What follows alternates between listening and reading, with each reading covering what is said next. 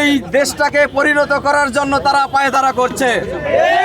সংগ্রামী নেতৃবৃন্দ, আজকে আপনাদেরকে বলতে চাই, এখনই আমাদের নেতৃবৃন্দ বক্তব্য রাখবেন যে আমরা বাংলাদেশ নৈরাজ্য এবং তার আইন শৃঙ্খলা রক্ষাকারী বাহিনীর উপর তারা যেভাবে হুমকি ধমকি দিয়ে দেশকে অস্থিতিশীল করার চেষ্টা করছে এবং আজকে ঘিরে তাদের অনলাইন প্ল্যাটফর্মে তারা যে ধরনের উস্কানিমূলক বক্তব্য দিয়ে আসছে, তারই প্রতিবাদে আজকে বাংলাদেশ জামাত ইসলামী ধানমন্ডি জোনের উদ্যোগে বিক্ষোভ এবং প্রতিবাদ কর্মসূচি পালন করা হচ্ছে।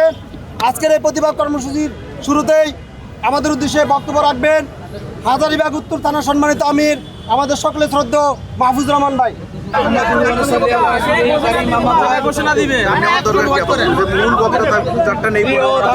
জামাত ইসলাম এবং ইসলামের ঘাঁটিতে পরিণত হয়েছে।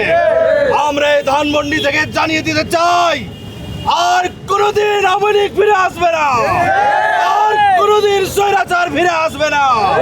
প্রশাসন, সরকার বাত ব্যথা, প্যারালাইসিস কিংবা আর্থ্রাইটিস, আধুনিক ফিজিওথেরাপি ও পুনর্বাসন চিকিৎসায় নির্ভরযোগ্য নাম ডিপিআরসি।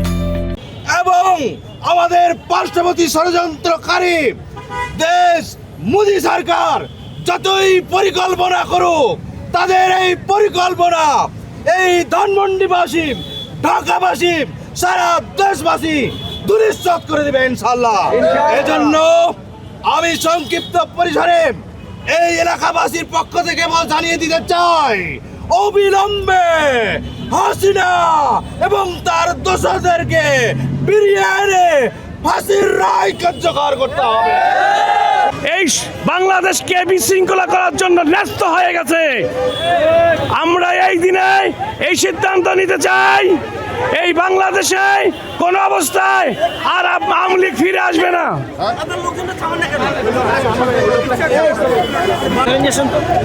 একান্ত প্রিয় ভাইরা, আজকের এই প্রোগ্রাম থেকে আমরা জানাতে চাই, বাংলাদেশের মানুষ ঐক্যবদ্ধভাবে আছে। বাংলাদেশে আওয়ামী লীগ আর আসতে পারবে না, যতই তারা পায় তারা করুক না কেন।